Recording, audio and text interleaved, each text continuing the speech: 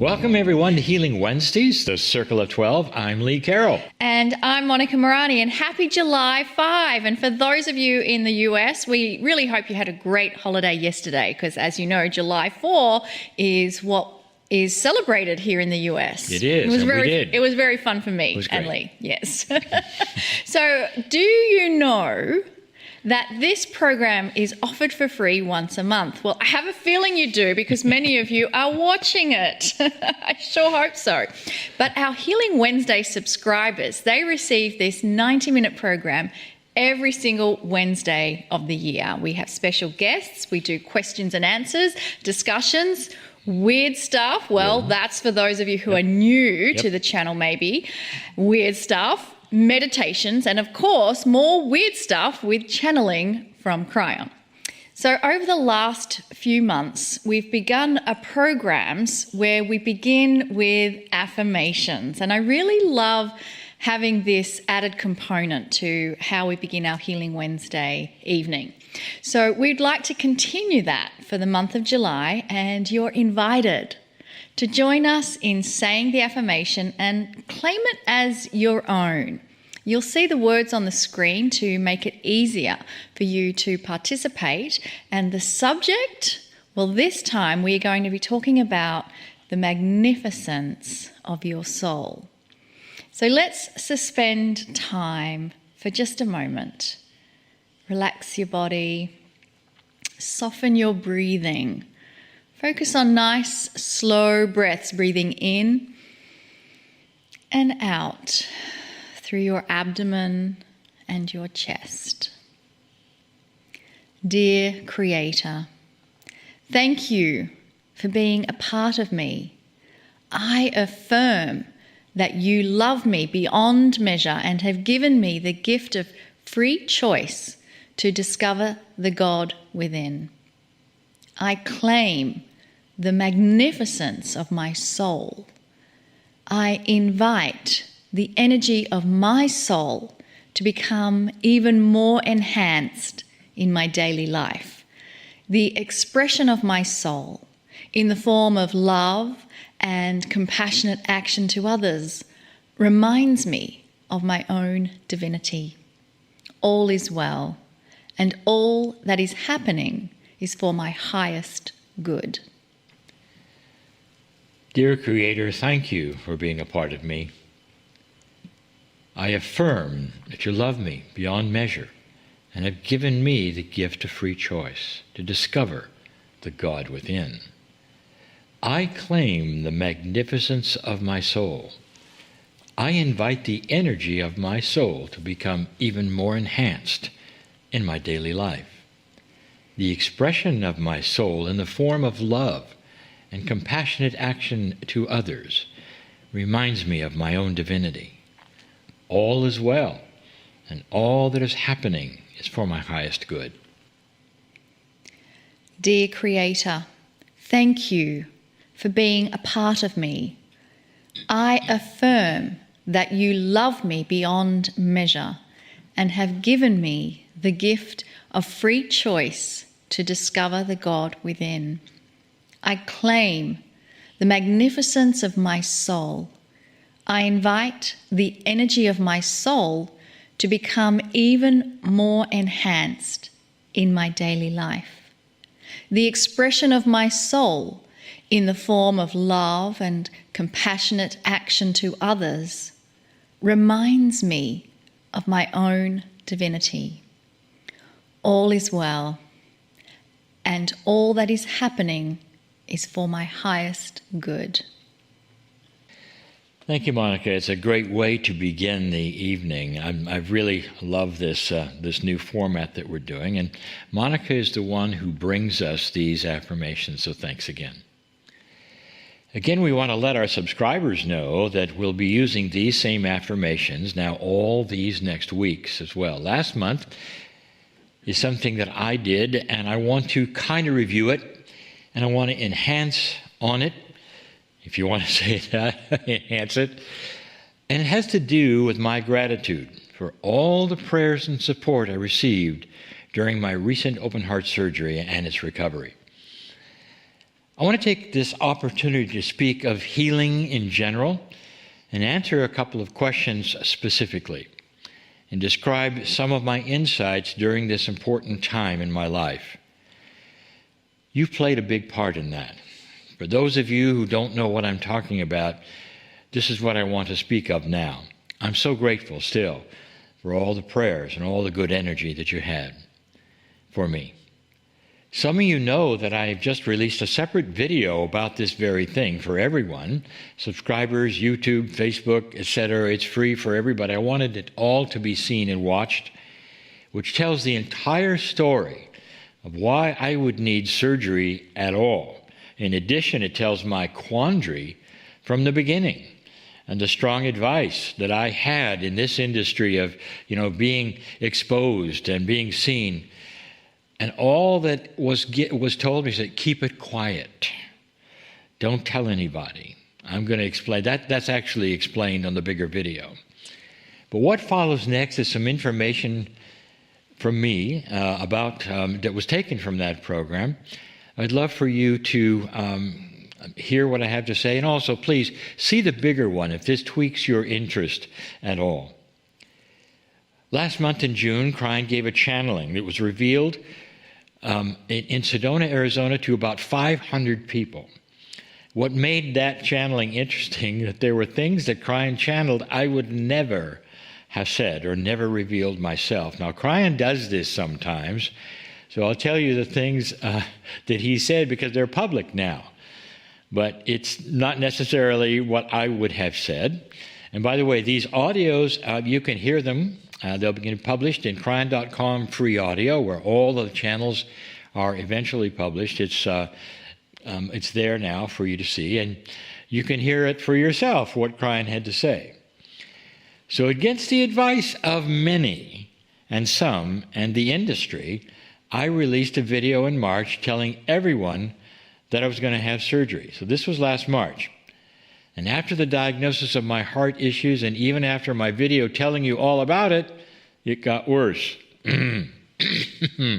More tests revealed that there was so much more wrong that even my surgeon said, and I quote, "We normally don't do this much on a person your age." Metaphysical audience, how do I tell a wonderful mainstream heart surgeon that my chronological age is not the age of my body? It's not the age that my body recognizes. I participate in affirmations, supplement, healthy eating styles, and more. It really works. My birthday age is not my indicator how old I am. I think most of you know that. It's what we believe. Somehow the surgeon saw that very thing in my attitude and decided it was okay, so we went ahead. Also, he said it helped that I had never smoked in my life. I had a very good, strong immune system, and I was healthy. But the issue, the elephant under the table, is this. How do I come before all of you, thousands of you, who know me from my healing program, and then I tell you I'm about to have major surgery? Oh, that's almost a violation of everything I teach. Wow. Oh, what a quandary. So, in that channel in Sedona, Arizona, last month, Krein told everybody of this issue of mine and revealed something else to everybody, something personal. Didn't really want you to know it. This is what Krein told everyone. Years ago, I was told of a heart murmur and of a leaking valve in my heart, even an enlarged heart. You see, I knew it. I already knew it. I learned this right in the cardiologist's office. This wasn't anything channeled to me. I also knew my father had died from this very thing. So what's the wisest thing I might do at that point with this information from the cardiologist? The answer, start the test so that we knew exactly what to deal with and develop an alternate healing protocol to change it. So, of course, what I did was canceled all my upcoming appointments with the cardiologist and went into full denial, never saw him again. Folks, I'm not proud of this. I think it was really stupid. But I didn't want to tell you that, but Krein did. He did it to 500 in front of 500 people. Krine's message in Sedona was clear. Listen to this, what Krine has to say about surgery, emergencies, healing in general. If you're in an audio accident and you have major injuries, they don't rush you home to pray about it and give you some herbs and a diet. The issue is immediately and medically dealt with the expertise that's needed for that. Krine indicated that modern medicine and the technology involved today is appropriate for all of us when it's appropriate. He also mentioned that it's the inappropriate big pharma and some of the hospital scenarios that are totally out of integrity. Those things are the problem, the old energy problems we have and the issues that we should deal with. These things are a common thread, a theme of Krine. And, quote, big money and real healing often conflict, unquote. That's what Krine deals with. But the dedicated doctors and the technology they use is very appropriate for many of us, especially in an emergency. I was in an emergency. If it were not for this technology, by the way, and this expertise, I wouldn't be here. I would be blind. And none of the Krine books would have ever been written. This is my history. It has taken over 7 surgeries in my eyes over many years to occasionally correct and stabilize big issues that would have caused this blindness. You might say, thanks to the talent and the knowledge of these dedicated doctors and the technology even back then, Krine is here today. When your retinas both pull away and they tell you you're going to have all the vitreous in your eye has to be removed and replaced, and they don't send you home to pray about it. They operate. It was an emergency, and I'm so glad they did. I am so grateful to all of them today. So within this Sedona channel, Krine dropped the bomb, I would say, my private information. And he said it to all the people. It has to be public now. And here it was, quote, Lee, if you had started working on your heart years ago when we gave you the signal to, you could have skipped all of this, meaning the surgery. So, Spirit had given me this information and I had ignored it. And now everybody knew that I had ignored it. These are not my favorite channeling times, folks, with Krine. But let's stop for a moment. Is there real evidence that you could repair heart issues this serious with our alternate methods? Are you ready? Absolutely. I have seen this personally, even with my friends. It takes time. It takes dedication, belief. And yes, I had waited and waited, and now it was an emergency.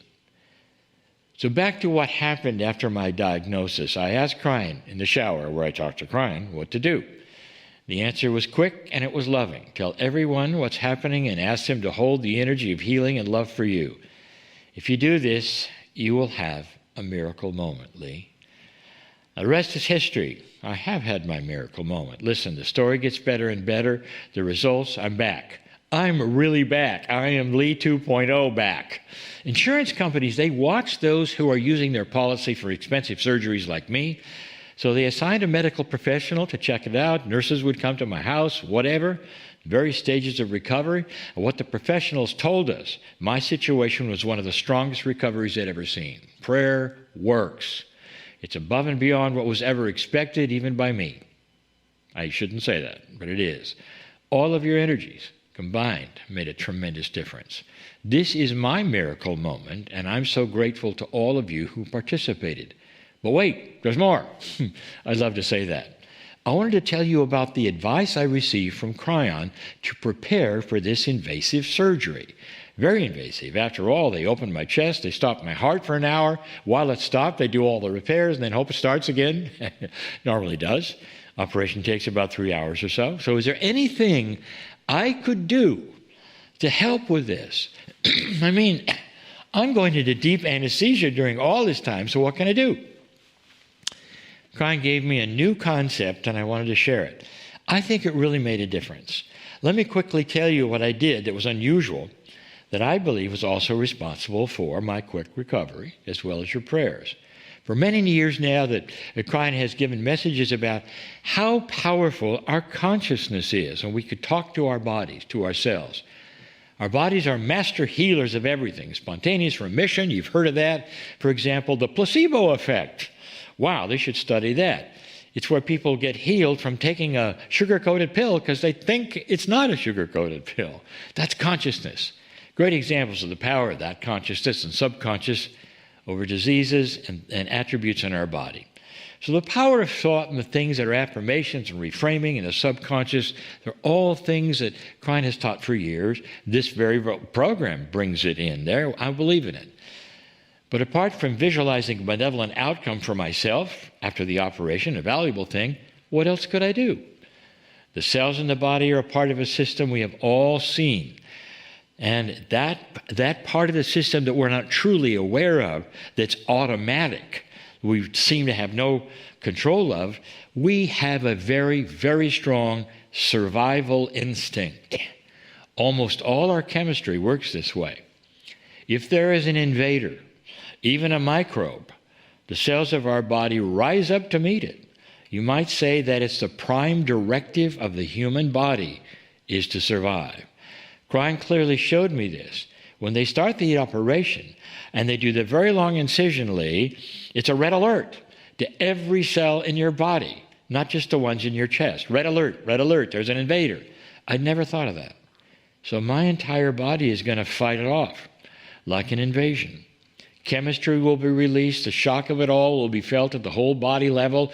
The body will react, all of it. What can I do to change that?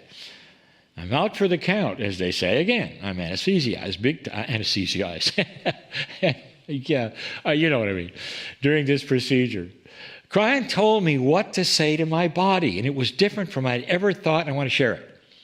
I had to rewrite the survival code. How about that? Just for a little while. So I was told to talk to my body out loud starting 2 weeks before the surgery. My dialogue went like this. Dear cells of my body, I love you. Dear body, I am in control. Listen up. Our survival is being enhanced soon, and the seeming invasion that's coming is not an invasion. It's a benevolent intervention. Listen up. Welcome the invader, body. Innate cells, welcome the invader. Love it.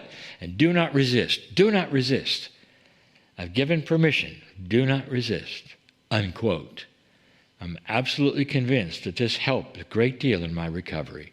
Even 2 days after the surgery, when all the drugs had worn off, I was waking up night and days in total gratitude for every little thing. Gratitude for almost no pain, you believe that? And having good sleeps at night in the hospital. Listen, if any of you are facing surgery by necessity, don't beat yourself up that you couldn't do it by alternate methods. Perhaps it's actually a fast track. So you can do something quickly, go on to do something more important, just to get through it, to be healthy. You can't second guess the plan of Spirit. If you have a doctor who tells you that you may be in danger without surgery, take it as a signal that you either waited too long as I did, or it's an unexpected emergency event that you couldn't have worked with otherwise. It's almost like the traffic accident that Klein spoke of. Then, if you're led to have surgery of any kind, see it as an experience of like I did. It's something that you were told for, something you need. And perhaps what I went through and what I was told can help you with it. Rewind and listen again to what I just said to my cells, my innate, and start this process of saying, welcome the invader, do not resist. You can find my other video. It's more expansive. It's on YouTube. It says much of this and more. Listen again to a far more complete story about what happened. Perhaps you needed to hear it. I'm back. I'm Lee 2.0. And I'm ready for years of more excursions, conferences, events, and a lot of new courses that we're going to do and online programs. Thank you all so much for everything you have done for me. Thank you. And again, this is my miracle moment.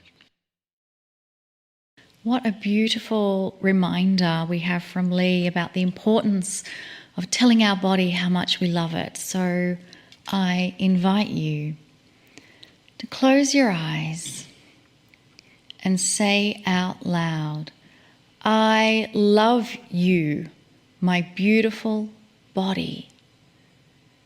I love you, my beautiful body. I love you, my beautiful body. And again, just a reminder every day to give thanks and gratitude for the beautiful body that you have. And now, let us listen to what else Cryon might have to say. Greetings, dear ones. I'm Cryon of Magnetic Service. I'd like to start a series of 4 channelings. They're for this entire month, and the subject is going to be awareness. It's not just awareness. It's called perhaps even super awareness. And we're going to cover 4 subjects of awareness. And they're going to be different levels of awareness. Now, I want to explain this because levels is something hierarchical. One level is above the other, The very word levels means above and below. It would be an indicator of a level. But this is not that way. In a multidimensional sense, the levels are a bigger way of thinking about something. So you might be on one level of awareness, and suddenly we ask you to consider something bigger. That would be another level. But it is included in what you already are aware of. There is something happening on this planet, dear ones. It's an enhancement of your consciousness and your ability to be more aware. Some of you have been more aware just in the last months that something bigger is happening on the planet.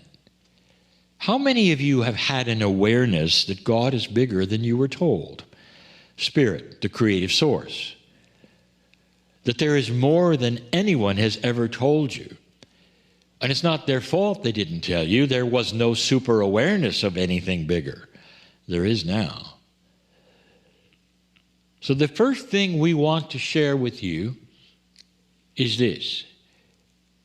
There is something happening to let you expand your consciousness to be closer to that which is the veil, or even things that are on the other side of the veil than you've ever had before.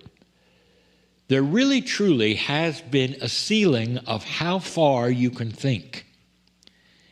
Now, you wouldn't admit this, and intellectuals would never agree. But there truly is a limit of human consciousness. Just like there is a limit to other consciousness of lower mammals. Beautiful. What a dog can think of. A dog knows about love. But they don't have a sense of self-awareness. They don't ponder their lives on the planet. You do. Because you have a bigger brain, perhaps. It's more than that. What you have is a piece of the Creator that allows you to then ponder these things of self-awareness. Self-awareness is not a product of your brain. AI will never be able to create consciousness. It'll create intelligence. Some will say AI may be self-aware someday, not to the degree that consciousness would allow it that a human has, because you are part of the creative source of spirit. You are able then to receive that which is the love of the Creator, which then will enhance your consciousness. Things are happening on the planet, allowing you to think higher, to raise that ceiling, to become closer to the other side of the veil. And the first thing of the 4 would be that of self. Being self-aware is one thing. Having the consciousness to reach out beyond that self-awareness and ask the question, what is my awareness of my part in the cosmos. That's more than self-aware. That's starting to ask the big questions. Who am I? Not where I belong, perhaps, in the scheme of life on earth. Is there something bigger with myself? Can't you feel it? Honestly, can you really go to bed at night and perhaps meditate and not be aware that you have a grander purpose in the universe? That perhaps your self-awareness as a human could have a higher consciousness and ask these questions. When I'm not a human, who am I? Is there a greater awareness of self, the self that is beyond humanism, the self of the cosmos? Could it be that you have been aware of self before 1 million years ago? What about 4 billion years ago? What were you doing 5 billion years ago? And that is a higher consciousness thinking of self-aware. Were you here?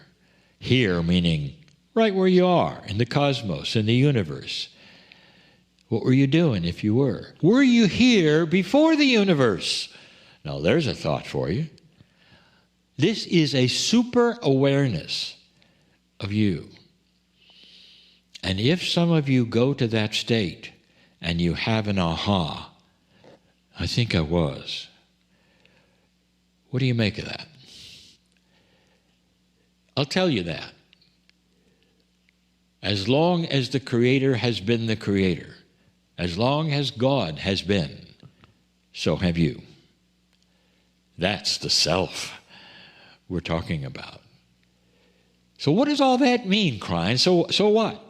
So what if I can say, yes, I was there, and I was part of that, and yes, I probably watched the creation of the planet, and now I'm a human on the planet, and all these things. What if I have a bigger place in the cosmos? What does that mean to me? If you were that, it means you might have even been part of the planning of all that is. If you are part of the creative source itself, you're then part of that which was created, why it was created. That means you have a purpose of your life. That means you helped plan and create that which is you as a human. That means you're not here by accident. It means that you have a bit of magnificence, wouldn't you say? What if all this was true? Then there is a grander, greater plan. And that is also known by you. What if you are magnificent because of all these things? Wouldn't it then reframe and rewrite you? Who you are? Why you're here? What if it is not an accident at all that you, your name goes here, is here as a human being right now on the planet? Would that give you pause to think, what is that plan? Perhaps I'm here for something the earth is going through that I never thought of before. Perhaps this, which is me, is bigger than just being self-aware. Something that AI might even create, but not the consciousness of the awareness of your part in the cosmos. What does that mean that I am, you might say? You are love. You're bigger than you ever thought you are, or could be, or were. I want you to ponder that. We're going to do more and talk about more increased awareness of things around you as the months go by. I know this is a shorter channel than usual, but it's profound. It's pointed. Who are you? Can you use a greater consciousness to see this and decide this for yourself? This is what you deserve in this new energy, and I am inviting you to go there. What you're going to find? Magnificence. I'm crying in love with you, magnificent one. Can you feel it? It's yours. And so it is. And following that wonderful, heart-filled, love-based message from Cryon, I invite you to bring your awareness back into your body. If you've had your eyes closed, I invite you to open your eyes. And we're going to move to the next part of our program. And this is where I kind of want to do a bit of a drum roll, please, because we have an amazing individual joining us this evening. His name is John Burgos, and I want to make sure he's on the Zoom feed with us. John, are you there? Oh, yes, I'm so excited to be here. Thank you. Oh, we are more than excited because normally John's interviewing everyone else, but we get to interview him. Yep. John Burgos is widely known as a leader in the human potential field. He's a teacher and a speaker who thrives when collaborating with provocative spiritual leaders, bringing light to the shared power of the awakened collective consciousness. So passionate about cultivating strong communities that's based on personal service and contribution, John created the Beyond the Ordinary show.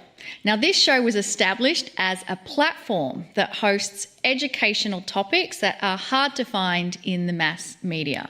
More than a show, it quickly grew into an interactive community for those seeking ancient wisdom, the next generation of mystical teachings, spiritual awakening and soulful guidance with a pragmatic and coherent delivery. So, John, welcome to our program. I am so honoured that you are joining us this evening. Tell us how your journey began and how it all unfolded. Oh my God. First of all, I have to update that bio because these conversations aren't hard to find anymore. It's because of people like you all that this is becoming so much more mainstream. So I just have to say thank you for that. Upon listening to that, it's like, God, how many people have access to this type of information now compared to 10 years ago when I started the show? So it's so wonderful. The show started, I was at the tail end of working on a transformational platform, and it was time for me to leave, and I didn't know what I was going to do next. And I was just waiting for the next calling to come around, and I thought maybe I'd go back to corporate, and that didn't feel right. And nothing was quite landing. But what I did know is that I had a passion for sharing a very esoteric, transformational type of work. I was learning how to connect with my guides. I was learning how to read energy. I was deep in forgiveness and shamanic processes. And it's like, how can I share that with more people? And the thought of becoming an individual coach and sharing that way just didn't really resonate for me. I wanted to do something that felt a little bit more alive for me. And guidance came in, and it was pure guidance that said, start a show.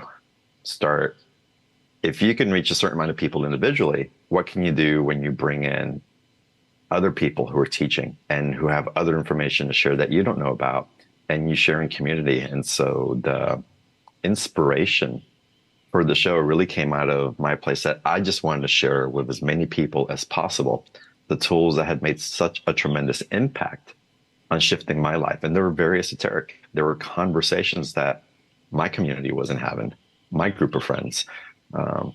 Again, connecting with guides, changing up my dreams mid-dream in liminal space so that I can have different outcomes, overcoming my limiting beliefs. These just weren't words that were used in my community 15 years ago. So yeah, I started creating a platform, and I was at the tail end of using whatever retirement savings that I had in my retirement accounts to help support the transition from leaving the other company. So I barely had any money left, and I didn't know what I was going to do next.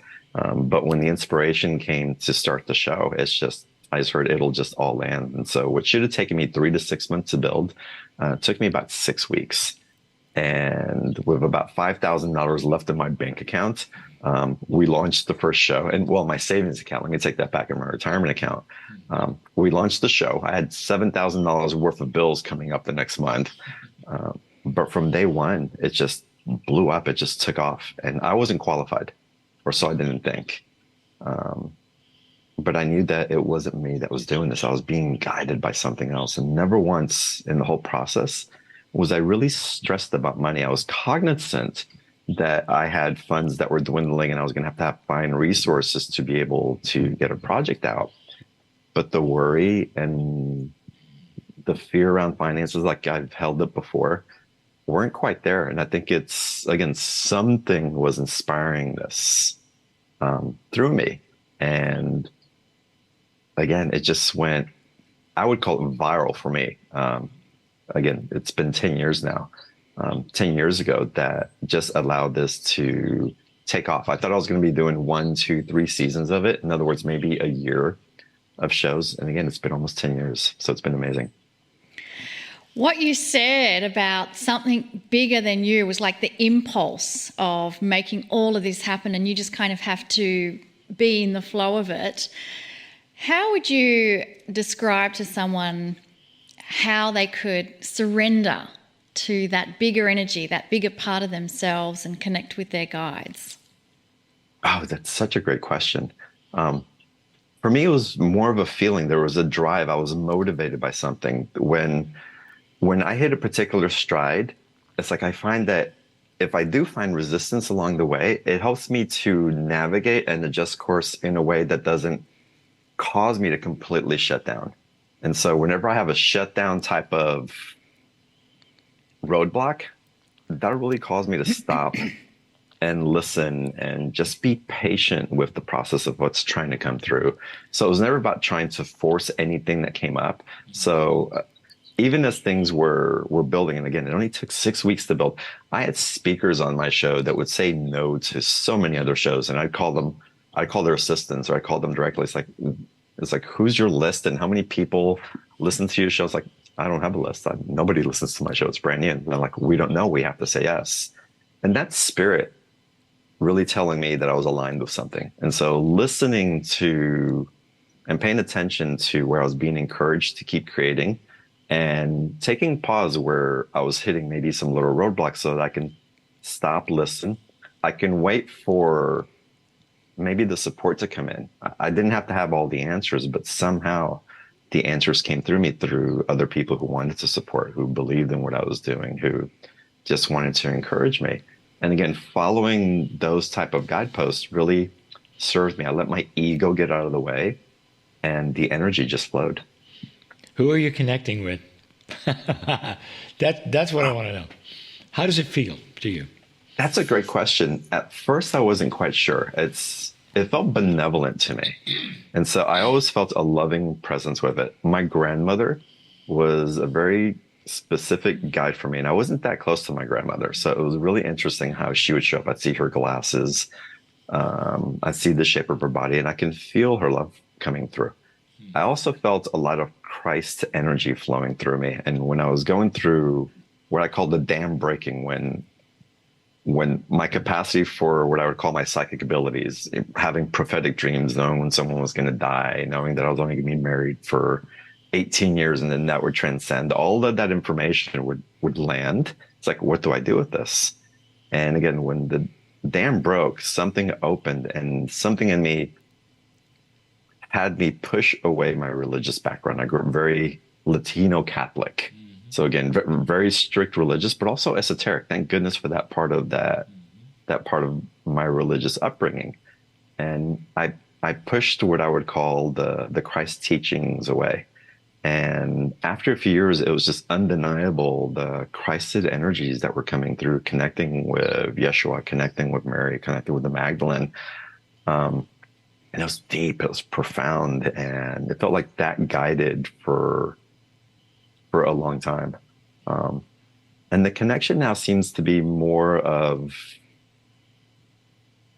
so, and I can't say always, but more so, it seems like it's more of an inner wisdom or connecting with a higher self aspect of myself.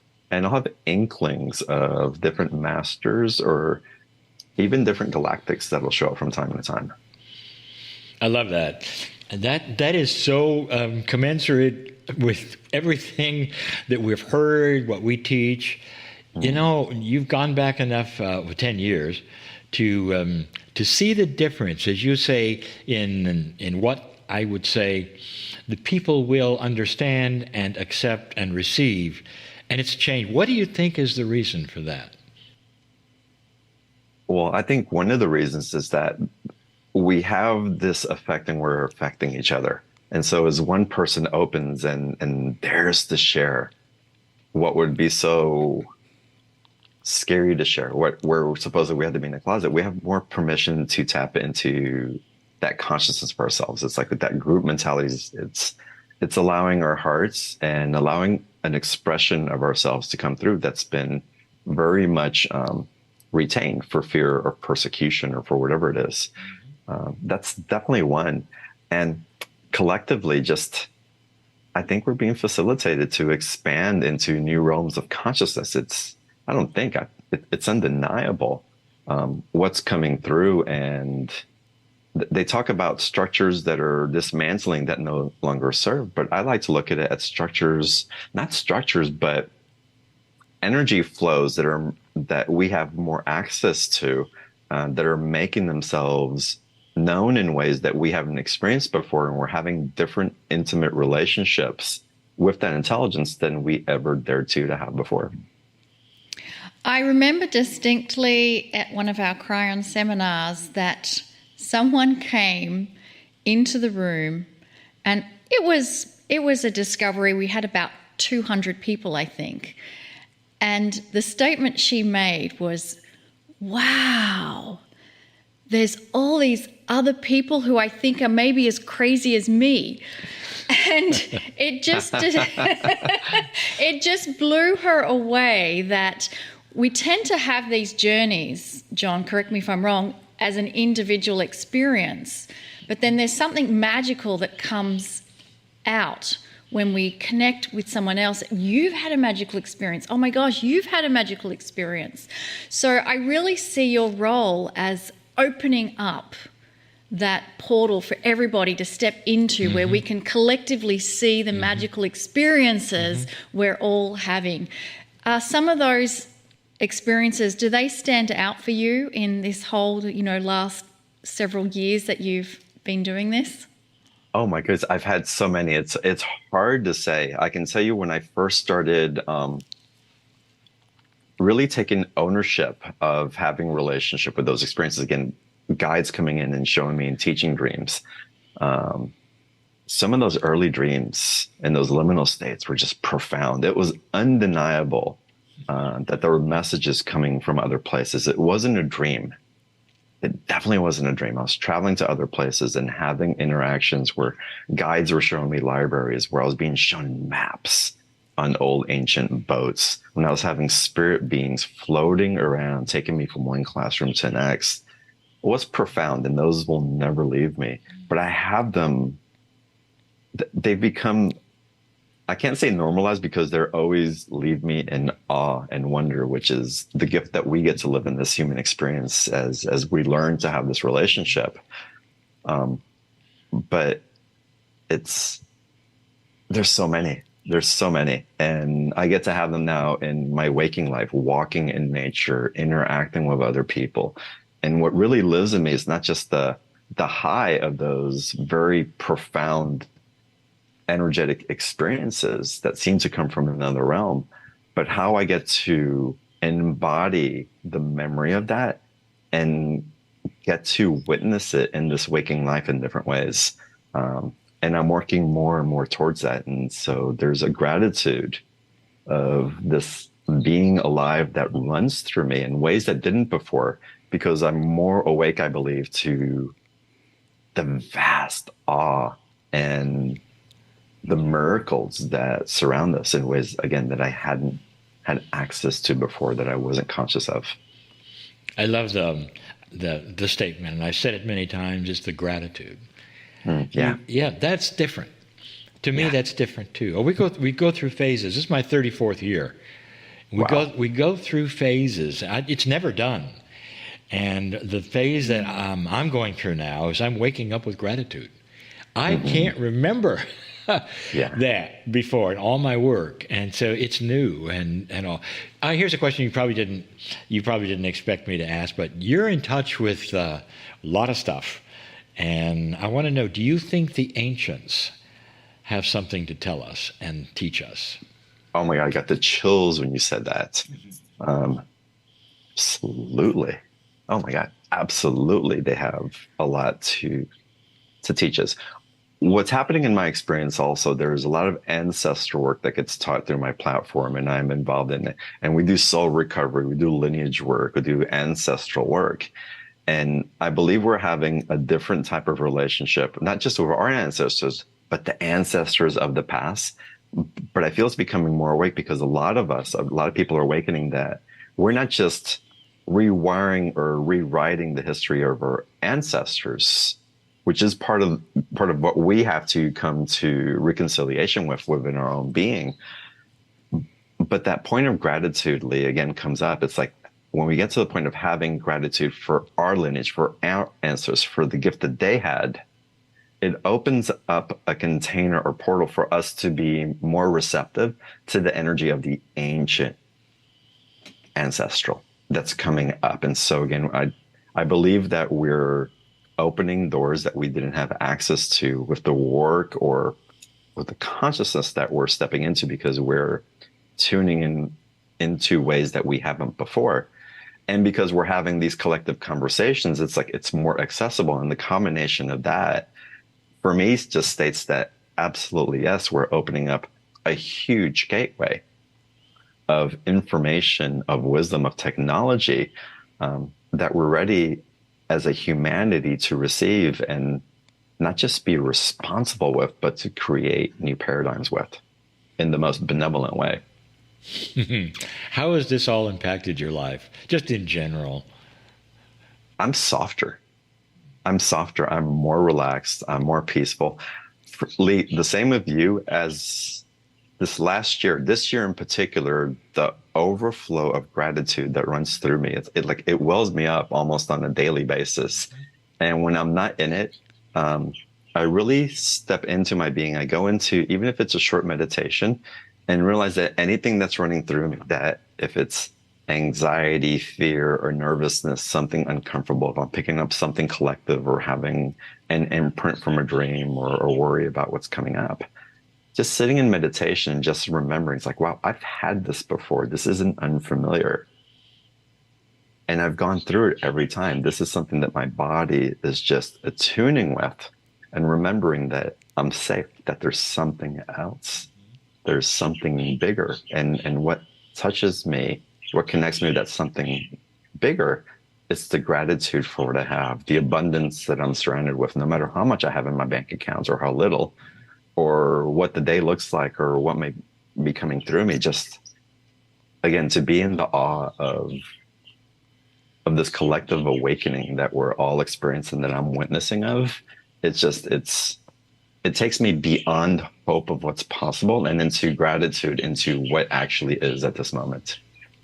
We believe also in affirmations a lot, and that what we present in our conscious and subconscious actually is like paving the road in front of us with what we are imagining. Do you have some of that too? Do you believe that you can change your life by thinking about stuff?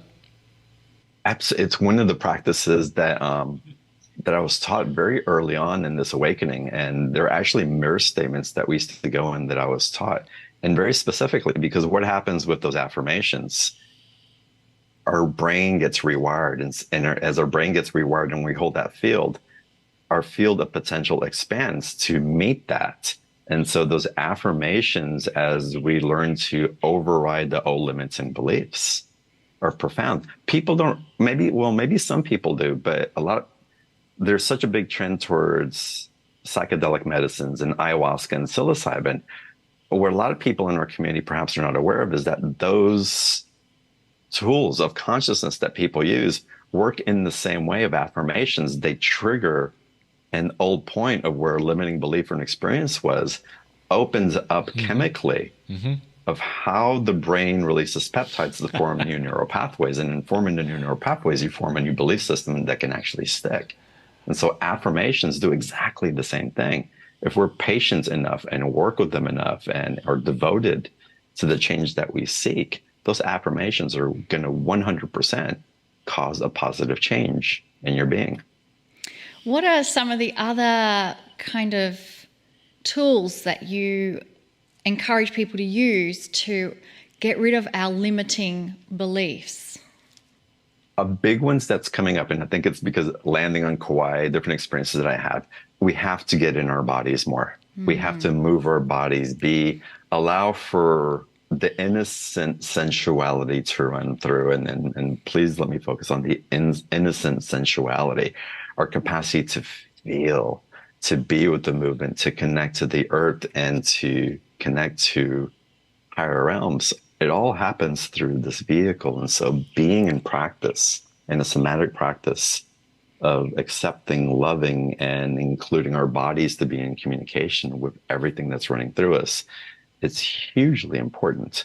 And then listening.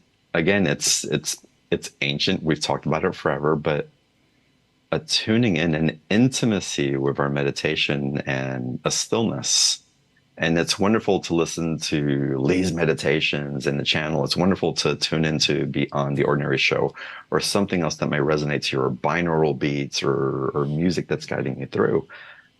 But being in stillness at least once a week, if not every day, for a couple of minutes, and just being with your own thought and what's running through you, it's one of the most effective tools for connecting and tuning into these frequencies that are just undeniable now. And so the more that we're willing to have a relationship with that, you're going to find the more that you're going to attune into what's uniquely being communicated to you. And how wonderful. What beautiful advice. And when you said that, for me, my place of real stillness and connectivity is in nature, the sentience known as Gaia. There is such a deep connection that we have as humans with our planet, which is alive and in partnership to us. And I'm always wanting to know from others to share what their connection is with our beautiful, beautiful planet, and any thoughts you want to share on that. Oh, Gaia. So beautiful. I had a profound initiation. I was in a massage table, actually. And the masseuse is very energetically connected, and she just holds this space. That was amazing. And 10 minutes into the massage, she was working on part of my upper shoulder. I felt into Gaia, and I just went into her, and I started sobbing on the massage table, and Gaia was sending me all these messages. And the crux of the message is, she just told me, it's like, John, and this island speaks to me all the time. I receive so many messages from her.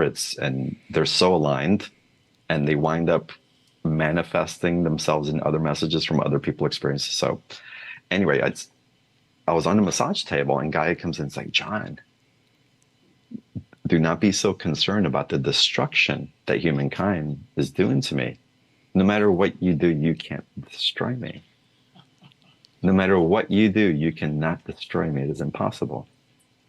But I love you so much that I'm willing to demonstrate to you until an inch of my breath of destruction that you're doing to yourselves. I'm but a mirror for what's happening to you eternally. And I love you so much that I'm willing to hold that space until you can finally see for yourselves the toxicity, the pollution, the abandonment that you have within yourself. So I am but a direct reflection of you, and I will hold this love for you until the end of time. Heal yourselves, and you will see me heal. And again, the message was, the way that I received it on the table, and again, this was years ago, was profound, and that has not left me as true. And in that, there was a greater deal of reverence, not only for Gaia, but for what I put into myself, the information that I give to me, what I choose to ingest, and know that has a direct correlation, not only on my health, but on the health of those around me, and of course on the health of this beautiful being that supports us as we inhabit her during this lifetime. This is so interesting because this is exactly what we teach. And we've had channeling after channeling that said, Gaia is saying, I'm more resilient than you think. Oh, yeah. And you're poisoning yourself. I mean, this is so interesting that we have the same kind of message. What would you say to the listeners right now if you just, somebody just tuned in? What's your advice? Oh, my God. Where are you having fun? It's like, where are you choosing to find joy in your life? Truly. I mean, it's God, whatever's coming up around you, can you focus on just anything that just brings you a little bit of joy? But I want it to be joy that if you can't find it anywhere, if you need to tune into a baby laughing on YouTube, do that. but I want you to start getting to a point where you can physically manifest the joy, self-generate that joy within yourself. Whether that's in a meditation or just sitting in silence where you're feeling gratitude for what you do have, or it's jumping in the ocean or going out for a walk in the mall and just being with yourself and moving your body, or whatever it may be, just any little place where you can find joy, and let that be the primary focus of your everyday, no matter what responsibilities you may have. Make it a focus of finding joy. And perhaps you start with maybe finding gratitude, and then the joy comes. And of those of you who have joy, it's like, if you're withholding it for the sake of others, or it's like, where else can we expand into? Where else can we grow our consciousness of what's available for where we can hold that joy and be an eminence for it? It's a direct reflection of what's expanding in us consciously, energetically, in the cosmos, of new ways that we can create. So we're being asked to build from the abundance that we have to create even more abundance. And if you're feeling scarce in there, start with what you do have, and you'll feel that account of that joy continue to build as you continue to invest in it. Gratitude, joy, the stillness. I mean, it's all here. If you've been listening to this conversation, it's like John has taken 34 years of cryon channeling and just gone, and there you are. There it is in 25 minutes.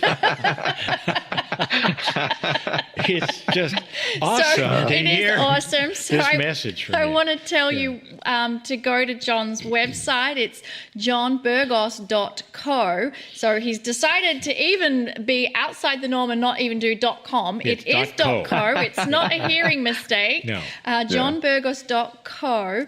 And it's just been so delightful having you on this program with us, John.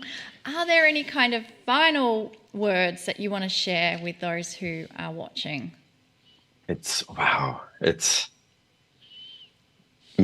in devotion to you.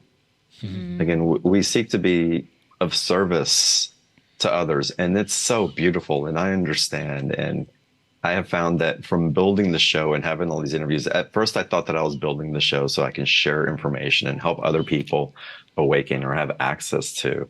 And after 10 years of doing this, really after a few years of doing it, I quickly found out that I created this show for me. And I mean, it's the relationships, the friendships, the conversations, the audience, what I get to receive of it. I thought I was being of service to others, but it's all been for me, and from my overflowing cup, I get to give even more. And so, be in devotion to you, being in curiosity of who you are, touch into that foundation of benevolence that you're building from. And from there, you just can't get it wrong. Everything is just right. And just know there's so many people here to cheer you on your journey. All of us here for sure. Awesome. Well, that has been so inspirational. Thank you. Thank you, thank you, thank you. Such an honor being here. Thank you all so much. Oh, well, I am feeling so inspired by everything John has said. Me too. Yeah, and I can't believe it, but it is time for us to take a break. We are going to take 10 minutes, and then we're going to see you back here for Cryon's Circle of 12.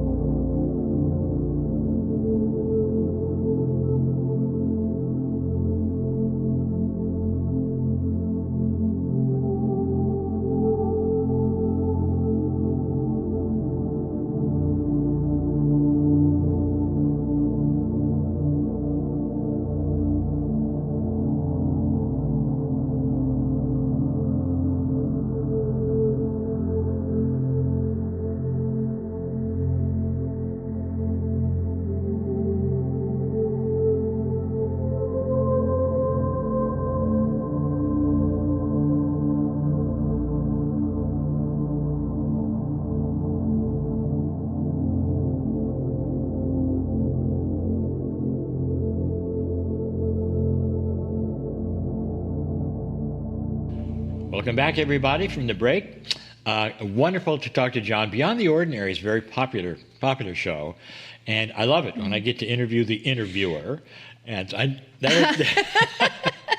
that's pretty special stuff. I think it's really special, and I think that the success of everything John has been doing, to me, it's another sign of the shift that we are in, and that humanity is awakening to a bigger truth. And so thank you so much, John, for your contribution to awakening on this planet. It's needed now more than ever before. And yeah, I'm just so delighted that we got to have John come and participate and have fun with us on our show. So what we would like to do now is move into a part of the program that we call Miracle Moments. And it's all about celebrating the miracles of others, and it's about connecting together and sending love and compassion to those who are asking for a miracle. I want you to know that the energy of compassion and prayer for others is incredibly powerful. I have experienced it. Group prayer works, as I've said before, and so does talking to your smart body, called the innate.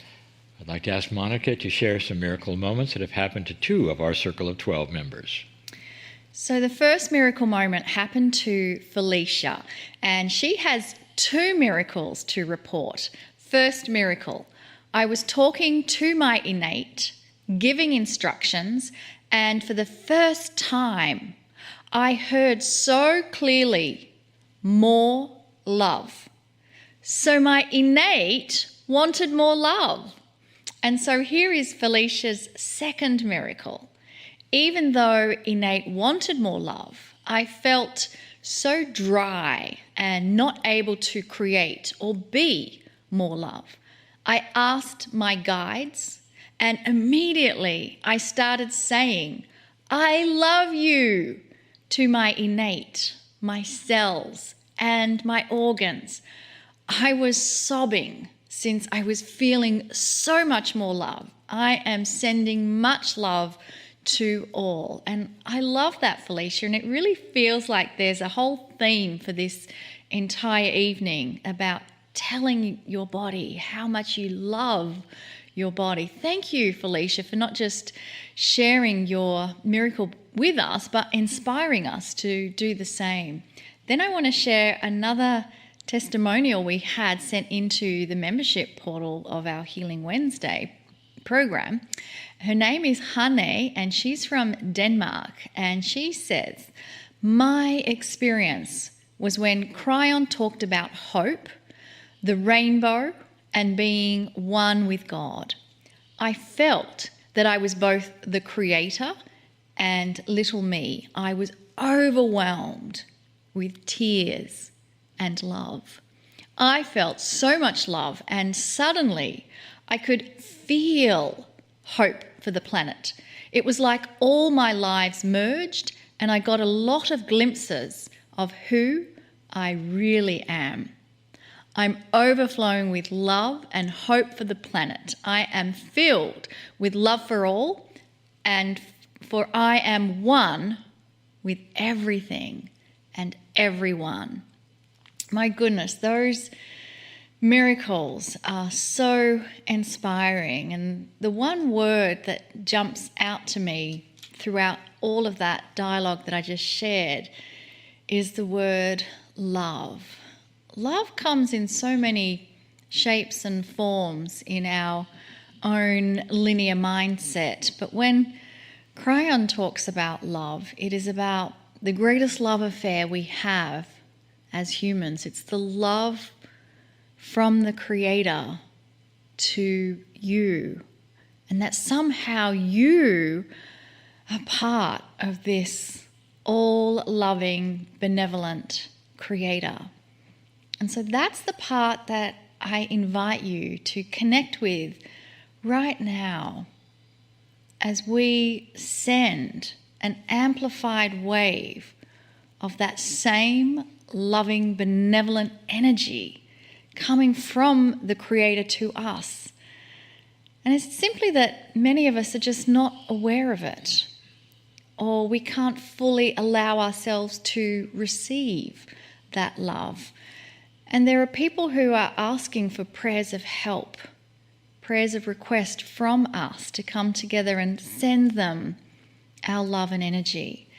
So I invite you to close your eyes and just soften your breathing, because in our breath, as we begin to slow our breathing in and out, there is a signal to the cells of our body that we are calm, peaceful, relaxed. We're in a place where we can surrender to that love and benevolent energy coming from the Creator. And as we surrender and our breathing slows, our hearts begin to actually synchronize together. And with this entrainment that we share, we create coherence as a group, and we are able to do things more powerfully with our intent and our energy. And so collectively as a group, I ask in the quantum realm to send love and benevolence to all of those who are requesting a miracle moment. And it could be in the past, present, or future, they have asked this. But in the quantum realm, it's all in the now. It's all in that field of potentials, this now moment. And so it's simply by breathing, connecting with our heart energies, we allow the love and benevolence from the Creator to reach those who have asked for our help. Let us extend that to all those on the planet. We share this planet with our beautiful brothers and sisters of humanity. And in this intention right now, we are sending an amplified wave of love and benevolence directly from the Creator to them. And you are reminded that you too are included. You too are love. You too are part of the Creator. That is who you truly are. And thank you for joining in this wave of love that we send out. And now let us receive not only the love from the Creator, but the loving message from Cryon. Greetings, dear ones. I am Cryon. Come a little closer. This is the Circle of 12, named for the structure of the universe, not for 12 entities, named for the majesty of the way the universe is put together. Beautiful it is, and you're part of it. Tonight, the Circle of 12 will be slightly different. For those who have joined us so many times, you're aware of what we do. Take you over that bridge, that metaphoric bridge from the known to the unknown, a journey perhaps into your soul, beyond the veil, you might say, to the essence of creation itself, and you were there. And in that place, if you wish to call it that, the place that is multidimensional, we've invited you to meet people, to meet yourself, to meet angels, guides, your higher self. We've gone through so many scenarios in these episodes, in these programs. Almost all of them was self-discovery. You were finding out some things. You were administered to by those who were in an audience while you were in a theater in the round. This has been the theme of the Circle of 12. And now it starts to change slightly with this month. In this particular month, we're going to do something different, and it will be continued for the entire month. It's time that you benefited from something. It's something where you don't have to discover anything. You don't have to think about it. You'll see when we get there. So we're going to go there now. I invite you, like I have each time, to suspend your reality. If you think you could do that just for a moment, create a real scenario that is beyond what your brain thinks is possible. This has been done so many times by the gurus and the meditators. It's not hard, but it may be different for your culture. Suspend belief. Take my hand. We're going across the bridge. Come with me. The bridge you cross is magnificent because it represents you. It can be as big or small, but it's still magnificent. Perhaps it's gilded in gold to represent you, your majesty. You're going to your own home. Through the mist you go, and you come to this, again, area, which is magnificent. I keep using the word, there is no other word. It's splendorous where you are.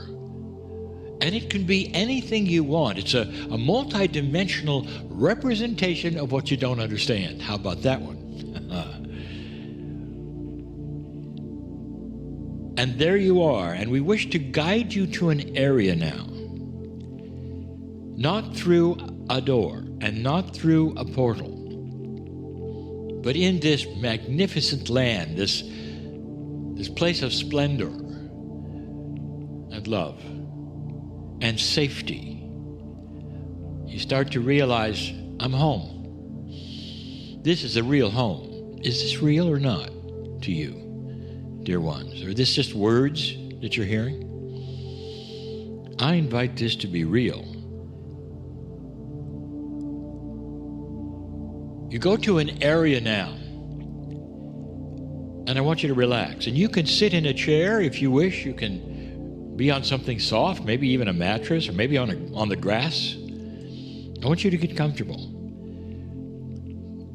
I want you to be in that place physically where your body is the most relaxed and is the most comfortable it could possibly be.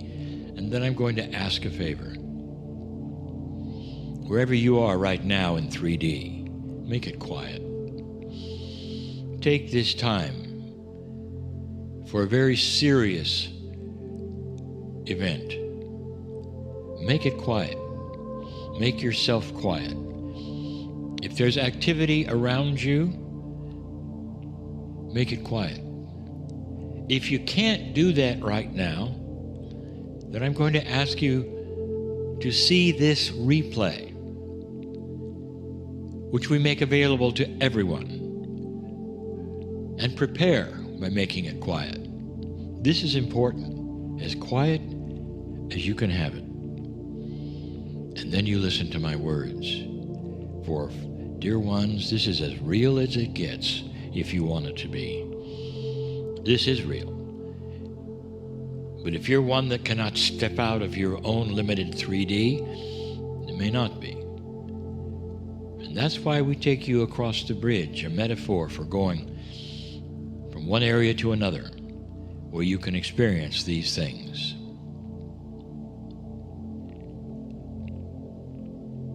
Some weeks ago, in a conference for more than 500 people, we did this exact exercise. And it was felt. And if you ask some of them if it was real, they'll tell you there was something that happened in that session that day that they won't forget. They know it was real. So why not now, virtually, listen to my voice. Keep it quiet. There is a very thick green mist that is starting to develop all around you. Some would say it comes in like perhaps the clouds that you have seen in a weather front. Instead of happening all at once, it comes slowly toward you. It's thick. It's thick with love. It's thick with angelic purpose. It's magnificent like you are. It has your name on it. It's something that you have asked for. You prepared for it. It is a healing mist. Beautiful it is, and it comes from all sides. It moves slowly towards you, almost as if asking permission. Can we proceed? Can we be here? Is it okay? And it's doing that because you might call it a miracle mist. A green miracle mist that has to have your permission. It cannot then just be there. Because what it's about to do is imbue itself into every cell of your body and stay there. This green mist is a healing mist. This particular circle of 12, it's going to be different from the other circle of 12s that some of you will receive in the next 3 weeks. But this is the big one. This is the one we wish all of you to participate in it. Be still, really still. Don't move. Don't cough. Try to silence anything that is in the room that would distract you from this moment. Dear ones, this particular mist today is physical healing. There are things happening perhaps in your body that I will say is inappropriate for the magnificence of who you are. This particular green mist is starting to cover you. Oh, this feels wonderful. You might even get chills when you feel this coming in and flowing over you. You'll feel the love. 1,000 hands are on you that are angelic, each one of them touching you, saying, love is here. Welcome home. It's almost like a healing bath that you deserved and you needed, and here it is, and you knew it was coming eventually. We've taken a long time with a circle of 12s to get here. We've taken many episodes. You get to a place where all you have to do is be. Let us do the work. Be. And let us do the work. What is it in your body that you would like to have attention placed? Well, I'll tell you something. You don't have to answer. Because that green mist knows. It talks to the innate. It flows right where it is needed the most. You don't even have to say it. You don't have to speak to your innate. We are doing it for you. Why don't you just be quiet and feel this flow over you?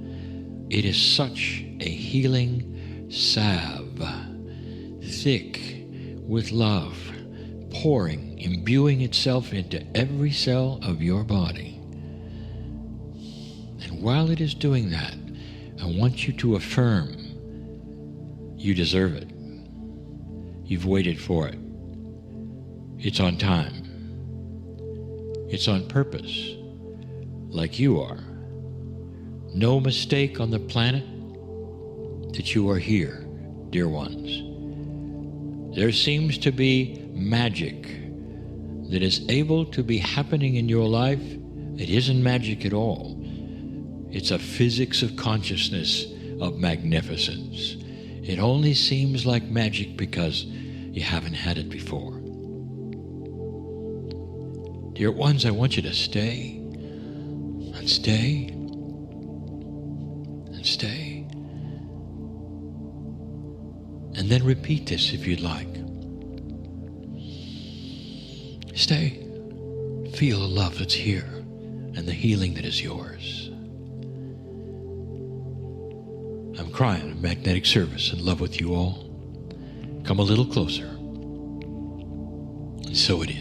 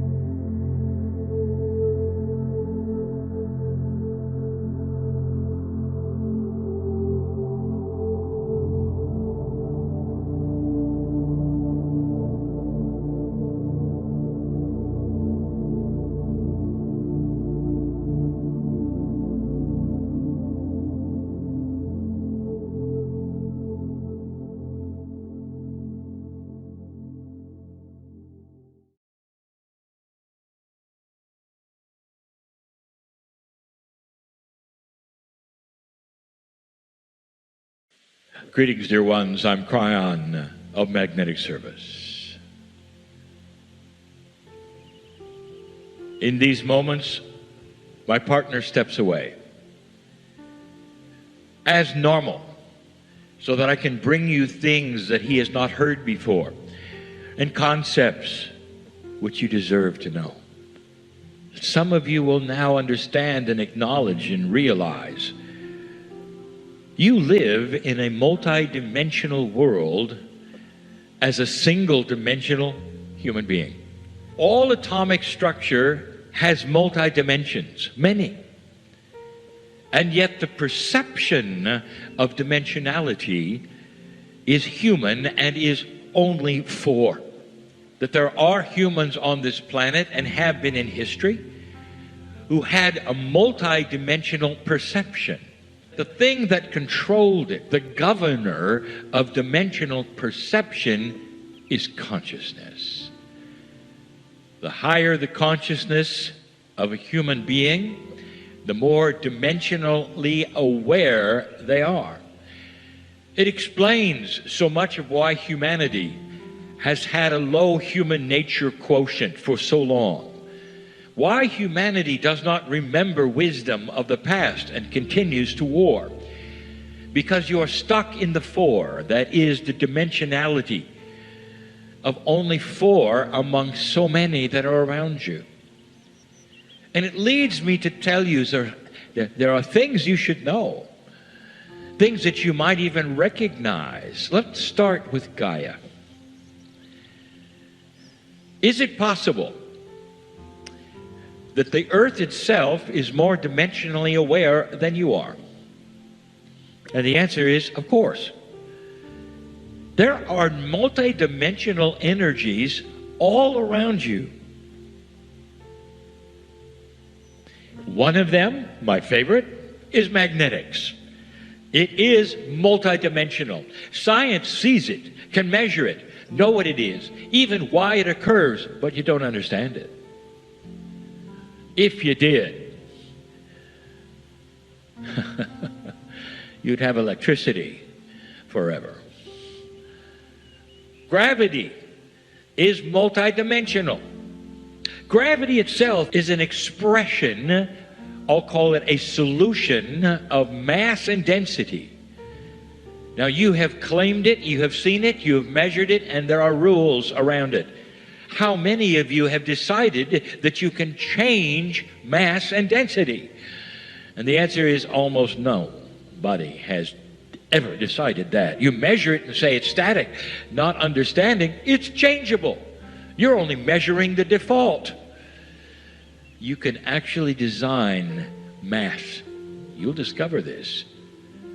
A higher consciousness will have then revelations in a multidimensional way of inventions yet to come. Light itself is multidimensional. Ask a physicist if light can be in two places at the same time. That will tell you a great deal, because it is, and it can. It is a multidimensionality of its own, light. So here the earth is generating all manner of dimensional things that are outside of your purview. Or are they? There are places on this planet that we've talked about where dimensionality is a little odd. It causes things to be odd around you. Humans will perceive it. Technology might even perceive it. Where the magnetic grid of this planet and the Gaia grid, the consciousness grid, overlap in odd ways. And when they do, it creates a multidimensional patch, if you want to, that is different from other areas of the planet. They're famous. One of them is the Bermuda Triangle, and another one is Ireland. Let me say yet again, don't you find it odd that for hundreds and hundreds of years, Ireland has been known for fairies and little people? And you'll say, well, that is an interesting tradition, is it not? Let me tell you, dear human being, that even the government acknowledges fairies and little people because they're seen occasionally, because they're there. Too many have seen them. Too many have spoken with them for it to be just simply mythology or tradition. Ireland has something special. There is an overlapping of the grids which create a multi-dimensional effect. There will be the discovery that crops will grow better there. Food will grow better there. There's even those experimenting with it right now. And here you are in 4 dimensions. Earth creates dimensionality which is far greater than yours. Ask a tree hugger what Gaia has to say to them. Ask an indigenous who is connected with the land and has been for 1,000 years. How does the land communicate with you?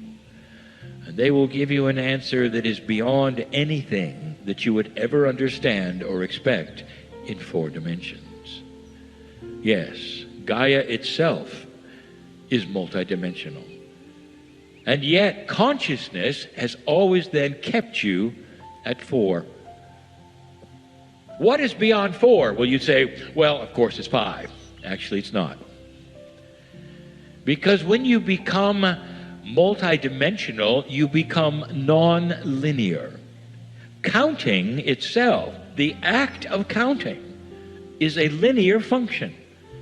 So when you become out of 4 dimensions, even slightly, that means you cannot number the next dimension. Some of you understood that. Some of you did not. But here's what I want to tell you. There are some things that almost every mother here will know or have seen. I'm getting there. And there's a reason. I don't wish to give away anything that might be sensitive or secret, but he has told others. So I'll tell you. We let him see something in Cradle Mountain. He was in a dense rainforest where the green glows like it does in Ireland. In those magic places where Gaia rules, where Gaia is allowed to go free, where Gaia is the king, in those places, there is always things to see. Many have seen them. My partner Deborah does. We have kept these things from him. And the reason is practicality, so that he does not get caught up in things he cannot explain, or goes to places that don't make sense only because he's been drawn there by something unusual. That's the engineering mind. But he saw something in Tassie. He was alone. He was being asked to leave the forest, but he wanted to stay because out of the corner of his eye, he kept seeing the movement and the lights.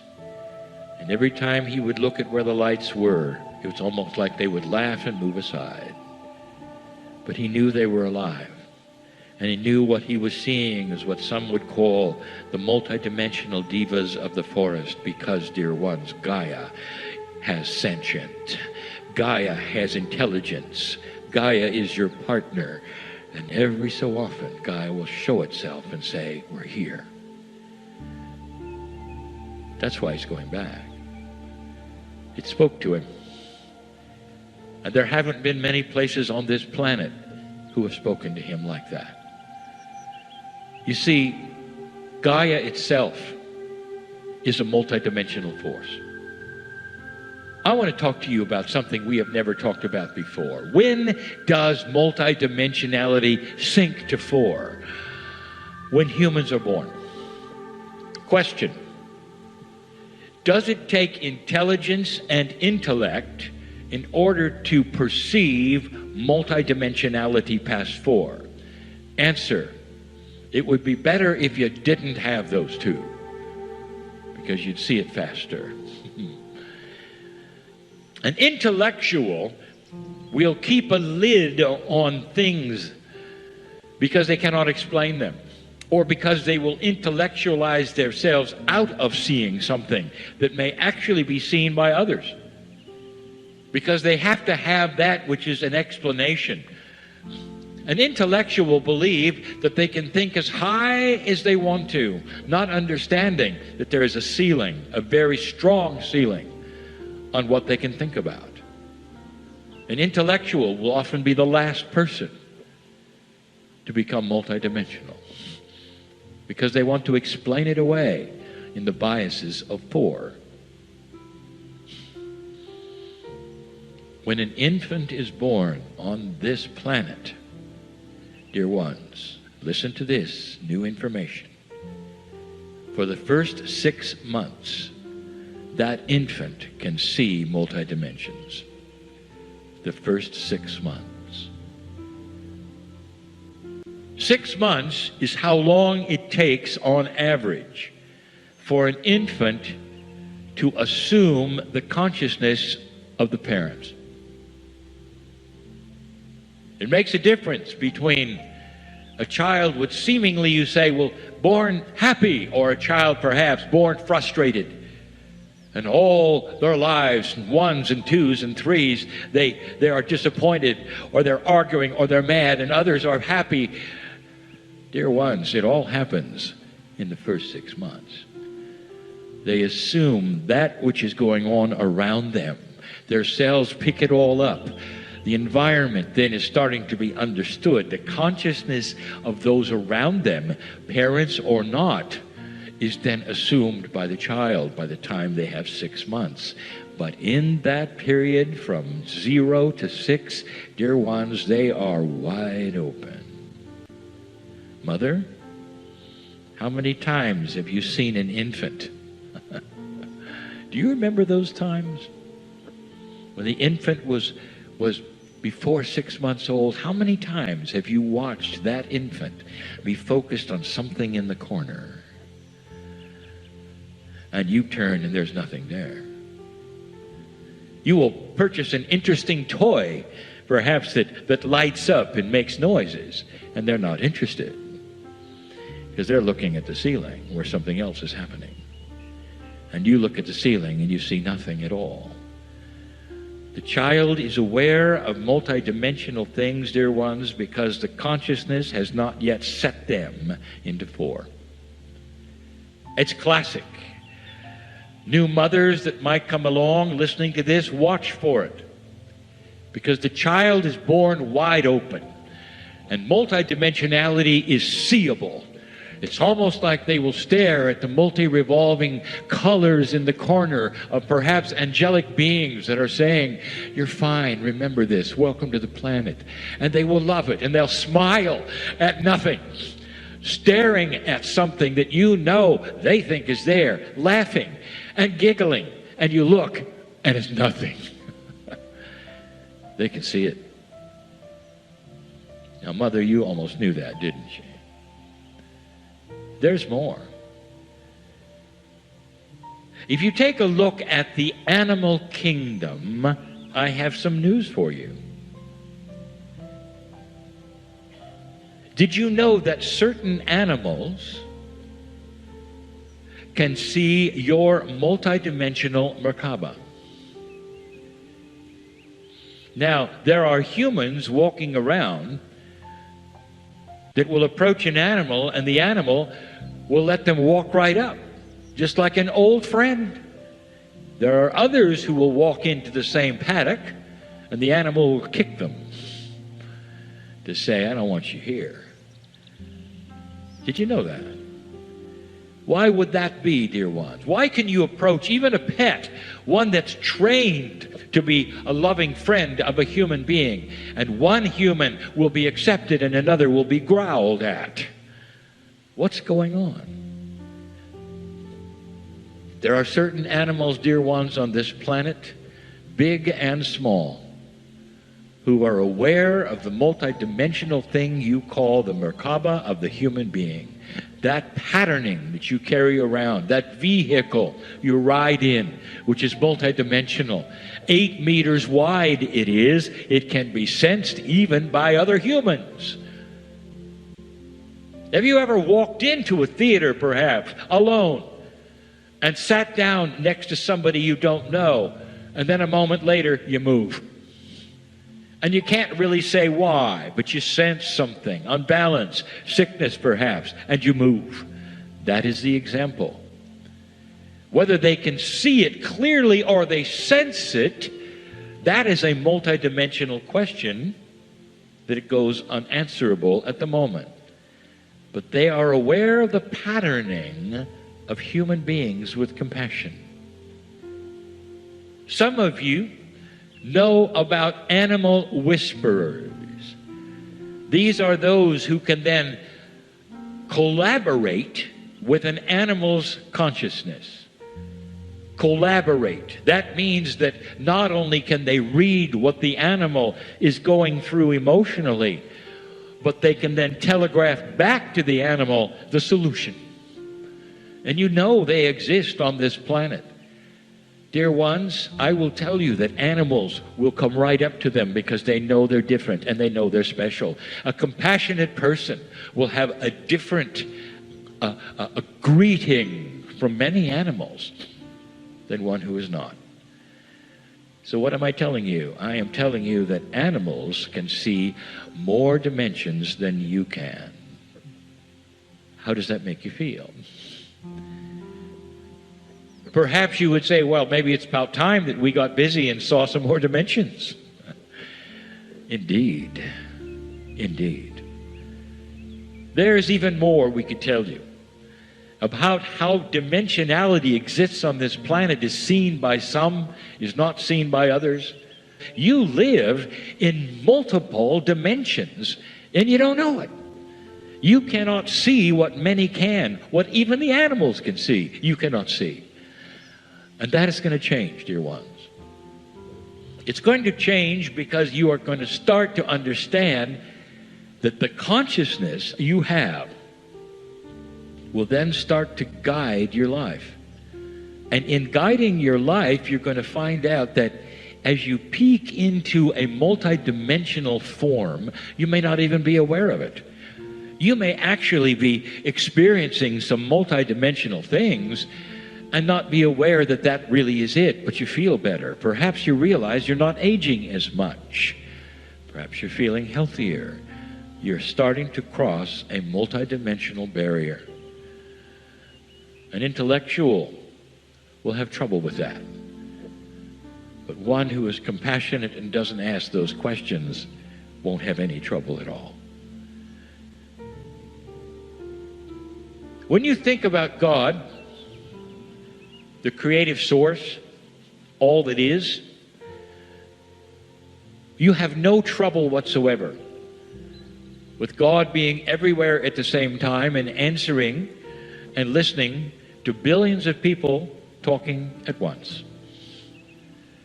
That's a multidimensional God.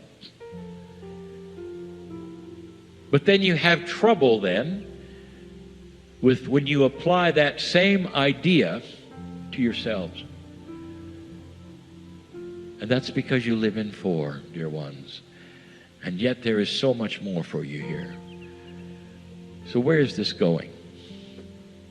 It goes right to the initial description of what I'm talking about. Your soul. Dear ones, your soul is as big as the universe. Your soul has a name that is singable in light by those who could hear those songs. You are temporarily on this planet in a body with a name, but that's not who you are. And what is starting to happen is that you are starting to ally a closer relationship to that which is the real you. A multi-dimensional soul that has its hand out. It's the higher self. It's always invited you to come along to something grander and bigger and greater. We've given you the instructions so many times that your box of belief only goes so far, and many of you will not go past it. Because to go past the box of belief is to betray those who gave you the belief, who told you the way to think, who gave you information which is the best they could do. But now you're starting to break out of it and ask the questions. Questions that should always have been asked. Is something bigger than what I was told? Is it possible that I could live longer and control it by myself? How many of you have sat in the dark and thought, I'm bigger. I know things. When I take my last breath, I'll continue. That's intrinsic. That, dear ones, is self-evident, because that is what your soul tells you. When you get to this planet, born magnificent, how long does it take for you to absorb a consciousness of being a victim? How long does it take for you then to absorb a consciousness that will say, well, God doesn't love you really that much because you were born dirty, you see. And then you know if you do the wrong thing, you're going to be punished. Not just now, but forever, because you have a beautiful, loving God who created you that way. And you start asking questions, that doesn't sound right. And yet for some, it doesn't matter, because they still believe it because that's what they were told, even though it doesn't make sense, even though it doesn't sound right. And that's what's starting to change on this planet. I'll call it again, spiritual logic. God loves you so much. You are a child of God. There will be no punishment, dear ones, because there's nothing you're doing wrong. In your magnificence, you are living the best you can and measuring energy as you go. You're fighting darkness and trying to create light. You're doing the best you can in a world that is starting to change, where light is starting to win and darkness is starting to lose. And in this, you are the hero. And in this, you are loved greatly. You are not a victim of anything but your own beliefs, a victim of your own fears that creep up only because of what you were told, not because of what is, not because of the majesty that is you. That's what's happening. The human is becoming multidimensional because the light is starting to be turned on. And the consciousness that is changing on the planet is because of this. There's a lot of the planet would never sit in a room like this, ever. Would never believe what you believe, and they're changing as well. They might not say why or how. They didn't have to have instructions or listening to channeling. They're just self-aware. The things are changing, and they want better things. They want more integrity. They want better leadership. They don't want war. And in the best they can, they will go out and clean up those things which don't look good to them anymore. The environment, others, situations, corporations, pharmaceutical institutions, banks, politics, everything falls in that category. Awakening. Multidimensionality is going to create systems that you've never seen. The intellectual will say, well, we have sat around in our think tanks and we have thought of any possible system that might be better than what we have. In the box that you're in, of course. As soon as you become multidimensional, even break out a little bit further from 4, the thing that starts to occur to you is not intelligence, it's the wisdom of grander, fairer systems. Systems of government, systems of health, systems of environmental cleanup. They all start to occur with higher consciousness, and what is the teller of this is that the planet will listen, and they never have before. Welcome to new consciousness. Dear ones, it's going to happen slowly. Too slow for some of you, who will wring your hands in frustration and say, there's a little light, we can see it, and there are some listening, but not many. I'll tell you, you've got time. Eventually, the planet will all be on board with certain things right now that only you are on board with. And you know what I'm talking about. For some of you are even here. There are integrity issues yet to be exposed that will start happening where the light will shine into dark places and expose things you didn't even know were happening. And you'll begin to clean them up. Humanity wants light. That's different. That's different. Because that was not always the case. In a low consciousness earth, that was not always the case. And now you're starting to see a corner being turned. Your one's old souls are the key. And we'll say this again. The old soul has a grander knowledge that is intuitive. That things can be changed. Because you have the wisdom of the past and you've seen it before, but not like this. It's grand, dear ones. Grander than you can even believe, and you've got so much help. I close with this. In this great continent of Australia, I've given many messages, and one, I've told you about the souls that leave and come. I've told you about a system on this earth that is grand beyond belief, that is never taught in any institution. And it goes like this. If the soul is energy, if consciousness is energy, where does it go? The scientists will say, well, it goes somewhere else. Perhaps back to the universe, into the ethers. Does that sound like a wonderful plan to you? Does it sound sacred to you? Or does it sound like they're guessing? And we told you the system. You have to understand that multidimensional things are not obvious to you. And one of them is how in the world you could have a soul in so many places at the same time with an identity of various humans. And we've told you this is the plan. This is the system.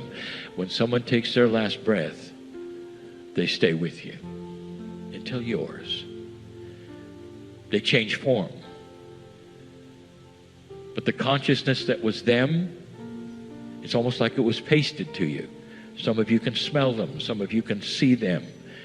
And some of you have nothing but horror and mourning, not understanding that they're always there with their hand out saying, look at this, look at this, look at this. Stop mourning, stop with the fear. I'm still here, I'm still here. You will do this for your children and for your loved ones like they have done it for you. It is a beautiful system. And you will argue, and even the spiritual intellectual will say, hang on, Cryon. How can you have a soul go across the veil and incarnate and come back as another human being and still be with you? Doesn't make sense. And you're right. Not in 4D, it does. Not to the intellectual spiritualist who has to put everything in a box and say that that's all there is. It's so grand and so multidimensional and so wide open and so beautiful. And I want to just say it again. There is so much more here for you than you ever knew, to comfort you, to give you healing, to sing to you when you're sad. It's all here. And it's all in the dimensions that circle you right now. Whether you perceive them or not, leave here differently than you came. Leave here saying, I want to perceive these things. And the more you say that, the more the body listens. And the more the universe starts to cooperate. And the more your soul smiles and says, it's about time. This is the message of Cryon. The human being deserves this. And so it is.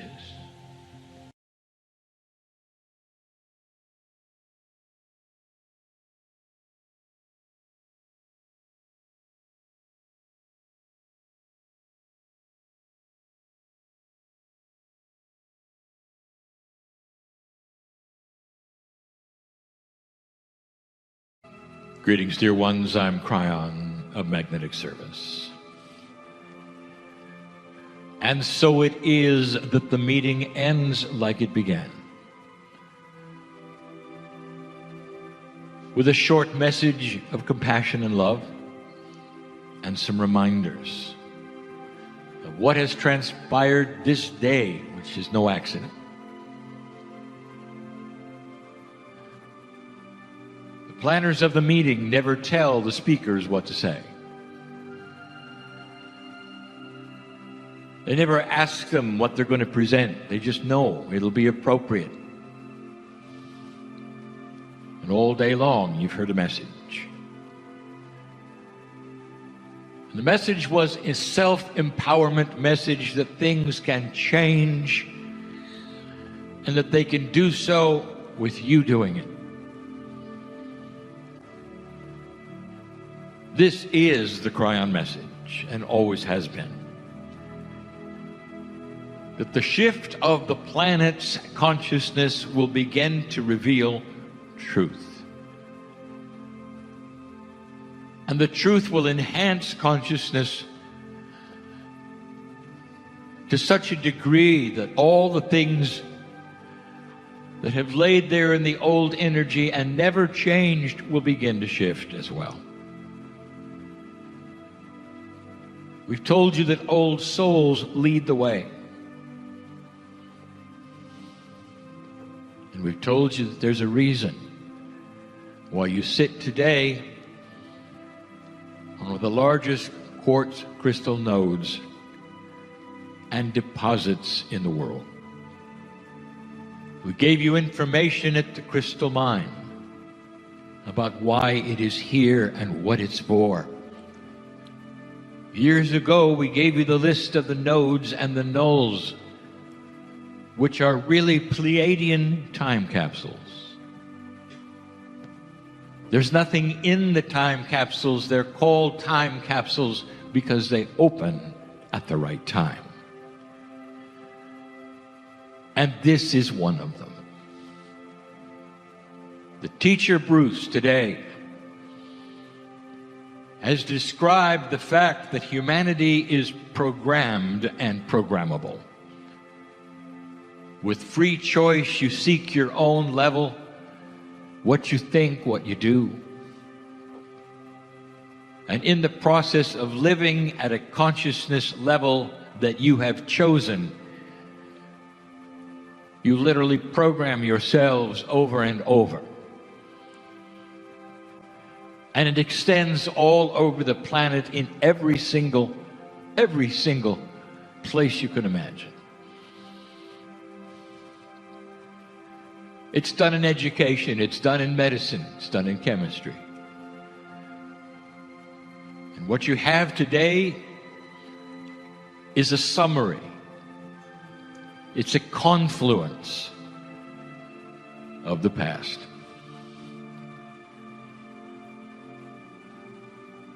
There are ripples even this day of what people expect tomorrow from the doom and the gloom.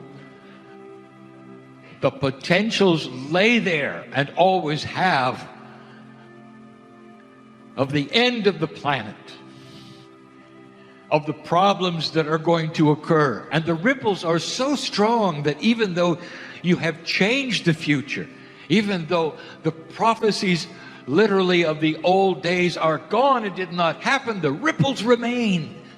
And the ripples continue to program those. Even the precogs, even the psychics, they see the ripples and they say that's what's going to happen. And they don't understand that something grander has occurred. And that's where the node comes in. Crystalline energy remembers.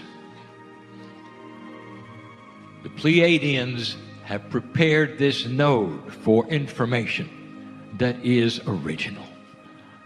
Original. And the original information on this planet was compassion is king. And that all things human will respond to that, the best energy, the most confluential energy, the most coherent energy, which is compassion. That is the source information. This node will be activated in a few days.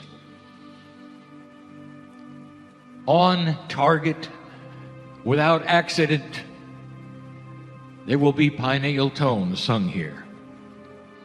And that is the key, again, that unlocks this node and its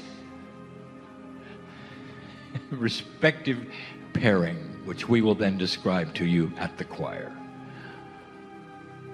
And what it does is release original information which goes around this planet and deposits itself on the crystalline grid, a fast track to rewriting the future. You made it. The prophecies of the indigenous are correct. You made it. And with that comes a complete shift of consciousness. Oh, dear ones, it's slow. 2 steps forward, 1 step back, continually. It's slow. Again, we tell you, if you want a constant stream of negativity, watch the news. If you want to know what is really happening, tune in to the source, which is yours to tune into. What was the original programming? Oh, let me ask you some questions right now. Things when you were growing up, things that you've learned about the planet, the things that sit on the crystalline grid. What have you told about survival? How does one survive on the planet? Look around. How many people do you step on to get ahead? Is the idea of a compassionate survival, a win-win, a getting along, a coming together, is that how you survive? Or do you encircle yourselves and compete for resources and fight the others who want the same thing? That's going to change. When you were growing up, what were you told about the others around you? The ones who are not like you. Were you told to beware of them because they are different? They'll take your things. They're not like you. Or were you told that they come from the same creative source? Were you told to look at them and find God first and smile at them? That's original information. Not where it went, not how you're programmed. How were you told to act in public with others? What was the prime directive of all that you see around you, whether it was school who taught you or parents? How are you supposed to act? And I will tell you that it echoes survival. You put yourself in a bubble, in a shell, you don't say much. Watch your back. Always expecting the doom to happen. That's not original information. The information that's original says that all those around you have God inside, and you can treat them accordingly. You can meet them and you can greet the God in them, and they will greet the God in you, and together you will make things happen, because those who think together will make a stronger influence in the planet instead of those who fight for everything. That's the original information. Dear ones, this node is ready to go. I know it's esoteric to think that this information could be put on the planet again in a special way. It has to be. How else can you erase what you've done? How else can you reprogram a grid that only has had war and suffering and more suffering? And remembers just that and only that. How else? This is the fast track. This is the reason for the node. It always was. It's the reason you're here. It's the reason the conference is here. There are no accidents. I could have told you 20 years ago that this was the ripple. Not that which you expected, because this has happened before on other planets. And you're part of it. What were you told about God? Really, what were you told? Worldwide, what were you told? How long did it take you to figure out there was one source. It's been pretty recent, hasn't it? And what do you do with it? You argue about how to worship it. You surround yourself in groups of ones who are doing it right and doing it wrong. Hundreds separating instead of coming together. That's not original information. The original information says there is one soul, split into many parts, all belonging to each other, all recognizing each other, all looking to one place at the same time. That is the truth. That is why you're here. To look at what source really might be for the galaxy, for the universe, a higher purpose involving you here on the planet in a beautiful way, not a suffering way. That was original information. And finally, what were you told about who you are?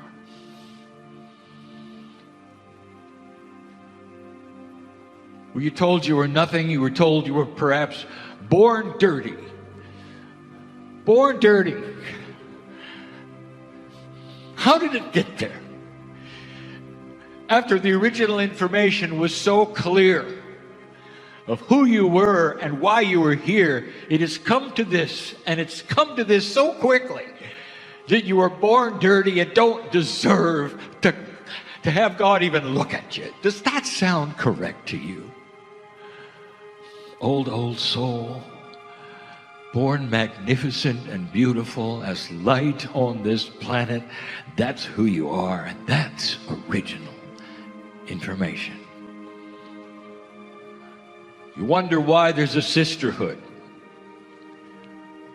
You wonder why there are discoveries that have been talked about this very day. You wonder why the biology is starting to be seen as something that includes beauty and excellence and is programmable to beauty and excellence.